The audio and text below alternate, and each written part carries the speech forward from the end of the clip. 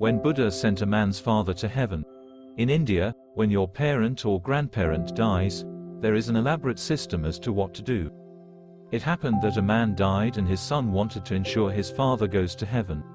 In the town, there are many travel agents who book tickets to heaven. He went from travel agent to travel agent and everyone was willing to take the booking, but no one had a confirmed ticket.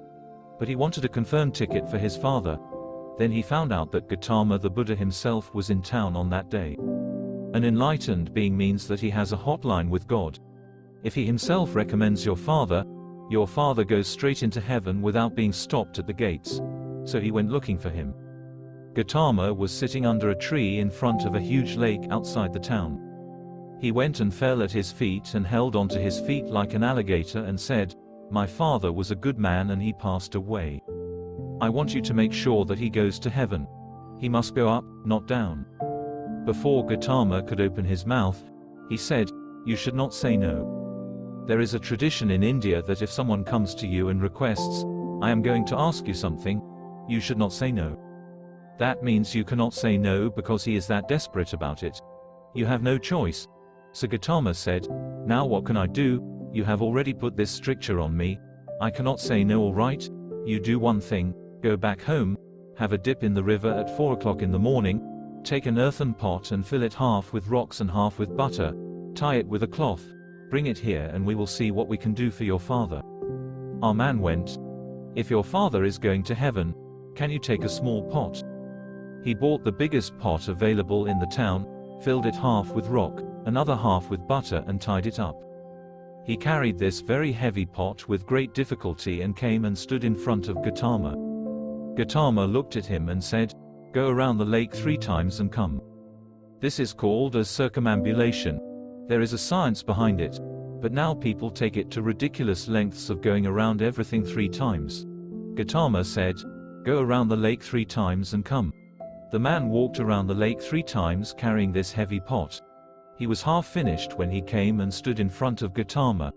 Gautama looked at his condition and his determination.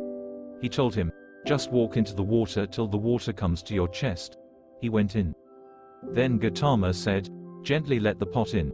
The pot went in and sank. Gautama picked up a thick stick, threw it to him and said, "Take the stick and now with a single stroke, you must break the pot." The pot was under the water and the man was tired. Breaking this with a single stroke is a difficult task. But your father is going to heaven, can you give up? He stood there and got ready. The man thought of all the gods that he knew and held his breath. Then Gautama said, "If you break it in one single stroke, the stones will come and float on the surface, the butter will sink. Then your father has made it." In one hefty stroke, the pot broke and the butter came up. He looked at this sacrilege, butter came up, now what to do? He looked at Gautama. Gautama said, "He did not make it." Butter came up when stones were supposed to come up and the man felt totally disappointed and dejected. Then he turned around and started walking back. As he started coming out of the water, his brain started to work.